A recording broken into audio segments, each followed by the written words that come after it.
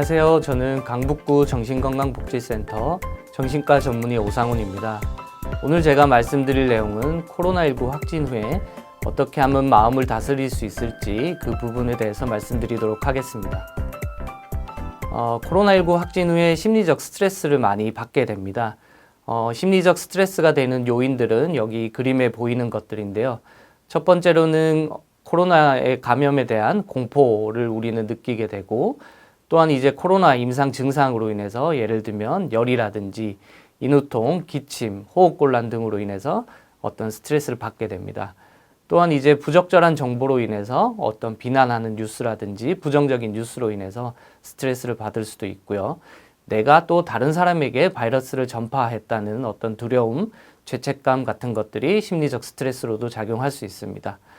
최근에는 더 문제가 되는 것들이 격리로 인한 지루함, 이런 것들이 큰 심리적 스트레스로 작용하고 있는데요.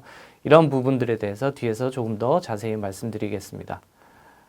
코로나19 감염으로 인해서 심리적 스트레스로 인해서 크게 두 가지 문제가 생길 수 있는데, 그게 불안과 우울입니다. 첫 번째로 심리적 스트레스가 생김으로 인해서 우리는 교감신경이 활성화가 됩니다. 그로 인해서 불안이 증가하게 되는데, 이렇게 될 경우에 심장이 두근거린다든지 숨 쉬는데 답답한 느낌이 든다든지 소화가 안 되고 두통이 생긴다든지 어지러움증이라든지 이런 신체적인 증상까지 동반될 수 있습니다.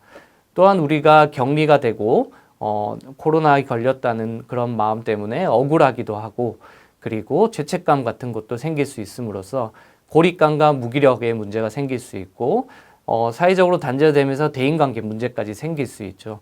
이런 것들 때문에 우리는 코로나19로 확진 후에 격리되면서 우울감이라든지 온몸에 힘이 좀 빠지는 전신쇠약 등의 어떤 문제들이 생길 수 있습니다. 이러한 심리적 스트레스들은 내가 건강하지 않아서 생기는 것은 아니고요. 누구나 이런 문제들이 생길 수 있는데, 어떻게 하면은 불안이나 우울을 겪지 않고 코로나19 확진 후에 건강하게 정신건강을 유지할 수 있을지 그 방법에 대해서 지금 말씀드리도록 하겠습니다. 코로나19 확진 후에 마음건강 돌보기 첫 번째는 생활 리듬 유지입니다. 그림에서 보시는 것처럼 우리는 일정한 시간에 자고 일정한 시간에 일어나야 되고요. 그리고 중간중간에 운동을 해야 합니다. 그리고 식생활도 규칙적으로 해야 합니다. 조금 더 자세히 말씀드리면은 첫 번째로 규칙적인 수면이 굉장히 중요합니다. 우리가 학교를 나가지 않고 회사를 나가지 않게 되면서 내가 자고 싶을 때 자고 내가 일어나고 싶을 때 일어남으로 인해서 쉽게 밤낮이 바뀌게 된다거나 그런 문제들이 생길 수 있는데요.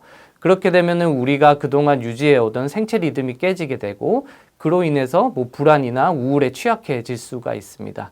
그렇기 때문에 우리가 코로나19로 격리되는 와중에도 같은 시간에 잠들고 같은 시간에 일어나야 합니다.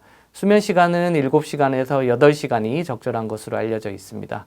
그리고 가벼운 실내 운동을 유지를 해서 활력을 유지할 수 있는 것이 굉장히 중요합니다.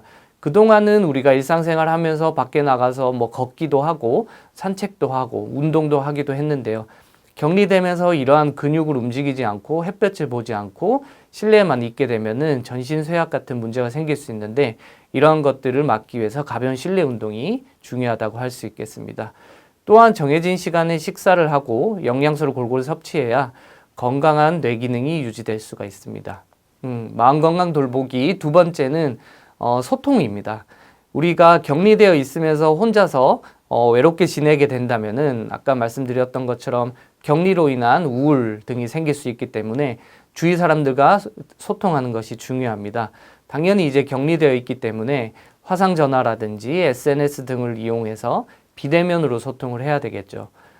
그리고 주로 이제 이런 소통을 할 때는 내가 코로나에 걸렸지만 내 지금 건강 상태가 어떻고 이런 상태에 대해서 대화를 나누는 것이 좋습니다.